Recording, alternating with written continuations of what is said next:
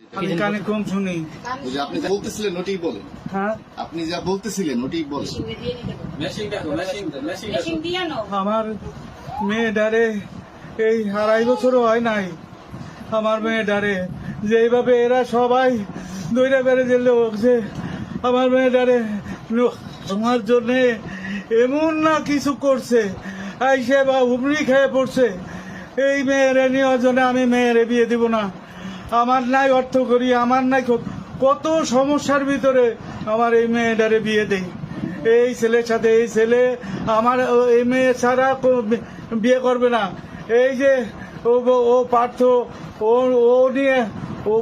নিয়ে কয়েকবার দেখাইছে এই হোটেলে, মানে কেউ যে সে আসে ঢাকা থেকে আইসে নিয়ে যায়। আমি রত্ন পাইছিলাম, এই জামাই আমার রত্ন আমি পাইছিলাম। এই কারণেই আমি নাইলে আমি এই এখন বয়স হয় নাই, আমি মেয়ে দিতাম না। এই শাহার ভিতরে এই ছেলে পাবো না। এই কারণে পরে চিন্তা ভাবনা করলাম যে মেয়ে তো একদিন না একদিন আমার দিতেই হবে।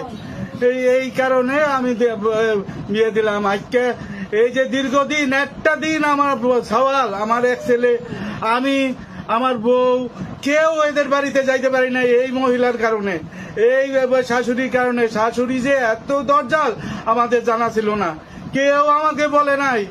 আমরা গেছি আশীর্বাদ করার জন্য। সেই সময়ও সে এরকম ভাব, বিয়ের দিন বিয়ে শেষ হয়ে গেছে, দেরি করে গেছে ছেলে। বিয়ের তারা 4 তলায়, নিচতলায় বসে রয়েছে, সেই মা নিচে নামে না, আশীর্বাদ করবে না।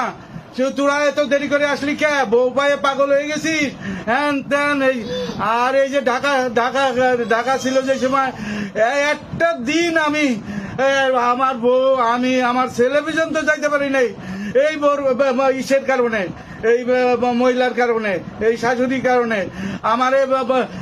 আমারে জামাই খালি রিং করে কইছে কি যে বাবা আপনি মনে কিছু করেন না, আমার মা একটু এই পদের, আপনি অনেক কিছু করেন না, এই পর্যন্ত আপনাকে আনতে পারি নাই, এই জন্য আমি ক্ষমা চাই।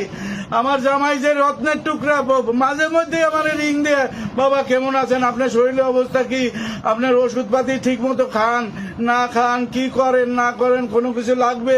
না রে বাবা, তোরা ভালো থাক, আমি ভালো থাকবো। তোরা ভালো না থাকলে আমি তো মরাতা, আমার তো ব্রেন স্ট্রোকের রুগী, আমি যে কোনো টাইমে মরে যেতে পারি। আমার এই 6 পদের ওষুধ খাইতে হয় প্রতিদিন। আমি টাকা জোগাড় করতে পারি না। এই